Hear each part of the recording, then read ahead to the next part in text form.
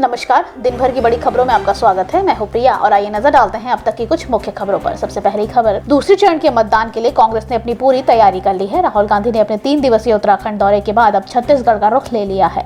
जशपुर में आज सभा को संबोधित करने के बाद राहुल गांधी अब अंबिकापुर के लिए रवाना होंगे। सभा को संबोधित करने के बाद वे दिल्ली के लिए भी निकल जाएंगे।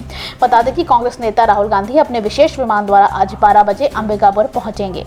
दोपहर 1 बजे सन्ना खेल मैदान में आम सभा को संबोधित करने के बाद वह दोपहर 2:10 पर जशपुर हेलीकॉप्टर द्वारा कथकोला अंबिकापुर के लिए निकल जाएंगे। फिर दोपहर 2:40 पर कतकालो ब्लॉक अंबिकापुर जिला सरगुजा हवाई अड्डे पर आम सभा को संबोधित करेंगे।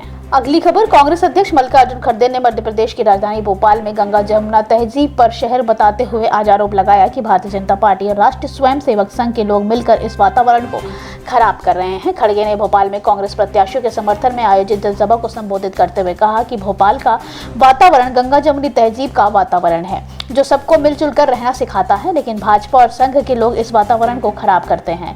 भाजपा के लोग भारत तोड़ने वाले लोगों में से हैं, जबकि कांग्रेस भारत जोड़ने की कोशिश कर रही है। उन्होंने आरोप लगाया कि प्रधानमंत्री नरेंद्र मोदी और मुख्यमंत्री शिवराज सिंह चौहान भाषण देने में माहिर है, लेकिन भाषणों से पेट नहीं भरता। उन्होंने आगे आरोप लगाया कि भाजपा के लोगों की जनता वास्तविक स्थिति से कोई सरोकार नहीं है, इनका ध्यान केवल चुनाव जीतने पर है। खड़गे ने 2018 में कांग्रेस सरकार के दौरान तत्कालीन मुख्यमंत्री कमलनाथ द्वारा किए गए कार्यों को भी गिराया। उन्होंने दावा किया कि इस चुनाव में कांग्रेस की सरकार बनने वाली है। इसके साथ ही उन्होंने कांग्रेस द्वारा दी गई गारंटियों को भी दोहराया।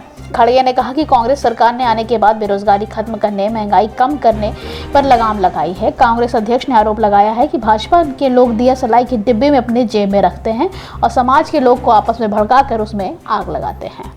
राष्ट्रीय अन्वेषण अभिकरण ने बुधवार को मानव तस्करी मामले को लेकर देश भर में छापेमारी की है। एनआईए की तस्करी की शामिल लोगों को पकड़ने के लिए छापेमारी करते हुए जांच एजेंसी ने जम्मू के मायमा के एक व्यक्ति को हिरासत में लिया है। एनआईए के एक प्रवक्ता ने यह जानकारी देते हुए बताया कि 8 राज्यों में 2 केंद्र शासित प्रदेशों में छापेमारी की जा रही है जो कि मानव तस्करी से संबंधित है। अधिकारी ने कहा कि त्रिपुरा, असम, पश्चिम बंगाल, कर्नाटक, तमिलनाडु, तेलंगाना, हरियाणा, राजस्थान और केंद्र शासित प्रदेश जम्मू कश्मीर, पुडुचेरी में छापेमारी की गई है। जम्मू में एक अधिकारी ने बताया कि म्यांमार में आए एक रोहिंग्या मुस्लिम को जम्मू कश्मीर के छापेमारी के दौरान हिरासत में लिया गया है। अधिकारी ने यह भी बताया कि जफर आलम को देर रात करीब 2 बजे जम्मू की भटिंडी इलाके के उसके अस्थायी आवास से हिरासत में लिया गया है, जबकि एक अन्य और आरोपी फरार है। जम्मू में अधिकारी ने कहा कि छापेमारी म्यांमार के प्रवासियों की झुग्गियों तक ही सीमित थी और पासपोर्ट अधिनियम के उल्लंघन एवं मानव तस्करी से संबंधित मामले की जांच के सिलसिले में की गई है। अगली खबर, आईसीसी वनडे वर्ल्ड कप 2023 में अपनी आखिरी मोड़ पर पहुंच चुका है। सेमीफाइनल में कौन सी 4 टीमें आमने सामने हो सकती हैं, यह लगभग अब तय हो चुका है। सेमीफाइनल के लिए अब तक 4 में से 3 टीमों ने अपनी जगह पक्की कर ली है। अब सिर्फ चौथे नंबर वाली टीम का इंतजार है। हालांकि वो कौन टीम होगी इसका अंदाजा अभी नहीं लगाया जा सकता। सेमीफाइनल के मुकाबले और किन के बीच होंगे, आइए जानते हैं कि सबसे पहले भारत अपने लगातार 8 मुकाबले जीतने वाले पहले सेमीफाइनल में जगह पक्की कर ली थी। इसके बाद साउथ अफ्रीका ने सेमीफाइनल का टिकट हासिल किया और अब ऑस्ट्रेलिया ने भी टूर्नामेंट के 29वें मैच में अफगानिस्तान के खिलाफ रोमांचक जीत हासिल कर सेमीफाइनल पर अपनी जगह बना ली है। आखिरी टीम का नाम अभी बाकी है। पाकिस्तान, अफगानिस्तान और न्यूजीलैंड की टीम के बीच सेमीफाइनल पहुंचने के लिए असली टक्कर है, जहां कीवी की टीम का दावा ज्यादा मजबूत है। इन तीनों टीमों में 1-1 मैच बचा है। तीनों में भी अभी बराबर 8-8 पॉइंट है।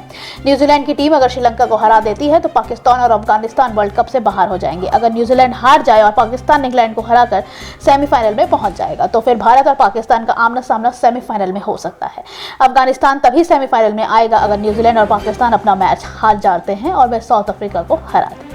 अगली खबर, बिहार विधानसभा में जातीय जनगणना की रिपोर्ट पेश होने के बाद नीतीश कुमार ने ऐलान किया था कि बिहार में आरक्षण की सीमा बढ़ाई जाएगी। नीतीश का ऐलान कुछ घंटे बाद ही कैबिनेट की बैठक हुई और उसमें आरक्षण की सीमा बढ़ाने का प्रस्ताव पास कर दिया गया। वहीं बिहार में अब आरक्षण का दायरा 75% पहुंच गया है। नीतीश कैबिनेट द्वारा पास की गई बिल की तस्वीर कुछ इस तरह से है। ओबीसी को 18%, ईबीसी को 25%, एससी को 20% और एसटी को 2% आरक्षण मिलेगा। पिछड़ा, अति पिछड़ा, एससी, एसटी के आरक्षण के साथ ईडब्ल्यूएस को जोड़कर बिहार में 75% आरक्षण का दायरा किया गया है। 75% करने का बिल 9 नवंबर को सदन में पटल में पारित किया जाएगा। इसके अलावा कैबिनेट ने सतत जीवोपार्जन योजना राशि में इजाफा करने की भी मंजूरी दी है। बता दें कि सीएम नीतीश कुमार ने मंगलवार को विधानसभा में एसटी, एससी एक्ट और ओबीसी सहित अन्य वर्गों के आरक्षण बढ़ाने को लेकर प्रस्ताव पेश किया था। उन्होंने कहा कि पहले से मौजूद 50% आरक्षण को बढ़ाकर 75% कर देना चाहिए। बीते रोज विधानसभा ने नीतीश कुमार की जनसंख्या को लेकर बयान दिया। उन्होंने कहा लड़की पढ़ लेगी तो जब शादी होगी तो जब पुरुष रोज रात में जो करता है ना उसी में बच्चे पैदा हो जाते हैं। लड़की अगर पढ़ लेगी तो उसके भीतर उसको कर दो, इसी की संख्या घट रही है। नीतीश के इस बयान के बाद काफी विवाद हुआ है। कई बीजेपी नेताओं ने इसका जमकर विरोध किया। हालांकि बाद में तेजस्वी यादव उनका बचाव करते नजर आए और सेक्स एजुकेशन के साथ जोड़ दिया। अब इस मामले को लेकर नीतीश कुमार ने माफी मांगी है। उन्होंने कहा कि मैं माफी मांगता हूं, मैं इन सभी बातों को वापस लेता हूं। अगर मेरा कोई बात करना गलत था तो मैं उसके लिए माफी मांगता हूं। अगर मेरी कोई बात की निंदा कर रहा है तो मैं अपनी बात वापस लेता हूं और खुद की निंदा करता हूं।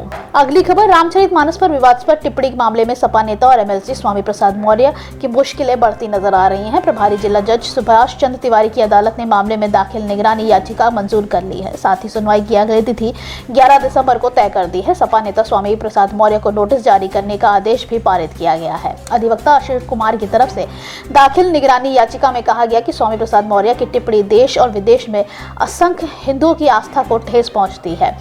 टिप्पणी से लोगों के बीच जाति और धर्म का भेदभाव उत्पन्न कर अराजकता बढ़ाया जा सकती है। आपसी सौहार्द बिगाड़ने का प्रयास किया जो कि क्षम्य नहीं है। अदालत ने याचिका को मंजूर कर ली और सुनवाई की अगली तिथि भी तय कर दी है।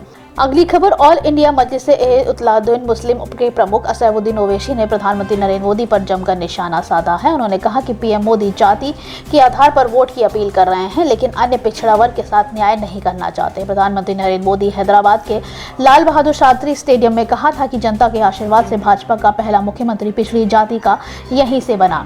बाद में उन्होंने सोशल मीडिया प्लेटफॉर्म एक्स पर प्रतिक्रिया देते हुए कहा था कि हैदराबाद आना हमेशा खास होता है और उससे भी ज्यादा खास है शहर के लाल बहादुर शास्त्री स्टेडियम में वापस आना। मैं 2013 में यहाँ अपनी रैली के कभी नहीं भूल सकता। उस समय यह एक ओबीसी पीएम चुनने की यात्रा शुरुआत थी। आज इसी स्थान पर पिछड़े समुदाय से आने वाले तेलंगाना के भाजपा के मुख्यमंत्री की उल्टी गिनती शुरू हो रही है। इस पर ओवैसी ने पीएम मोदी पर निशाने में ले लिया है। उन्होंने कहा कि पीएम मोदी ने पिछड़े मुसलमानों के लिए आरक्षण हटाने का वादा किया था, 27% ओबीसी कोटा का विरोध किया और आरक्षण पर 50% की सीमा नहीं हटाई। उन्होंने कहा कि प्रधानमंत्री जातिगत पहचान पर वोट की अपील कर रहे हैं, लेकिन ओबीसी के साथ वे न्याय नहीं करते हैं। जब मैं कहता हूं कि भारतीय जनता राजनीति में मुसलमानों की प्रतिनिधित्व कम है तो मुझे राष्ट्र विरोधी और सांप्रदायिक कहा जाता है। पीएम मोदी हताश है और ये दिख रहा है। पीएम मोदी बीआरएस पर निशाना साधते हुए कहा था कि अहंकार किसी का भी हो उसे टिकने नहीं देता है। बीआरएस के नेताओं ने भी वह अहंकार दिखता है। 2019 के लोकसभा चुनाव में तेलंगाना के ऐसे अहंकारी सीएम को वोट की ताकत से जवाब दिया था। इस बौखलाहट में यहाँ के नेता मोदी को गाली देते रहते थे। बीआरएस के भ्रष्टाचार की तार की तिल्ली शराब घोटाले से जोड़ी गई है। आज मैं ऐसे लोगों के डंगे की चोट पर कहना चाहता हूं कि भ्रष्टाचार के खिलाफ कार्रवाई होकर रहेगी। जिन्होंने जनता को लूटा है उन्हें लौटाना ही पड़ेगा। आज के लिए बस इतना ही। बाकी खबरें जानने के लिए देखते रहिए द पब्लिक इंडिया।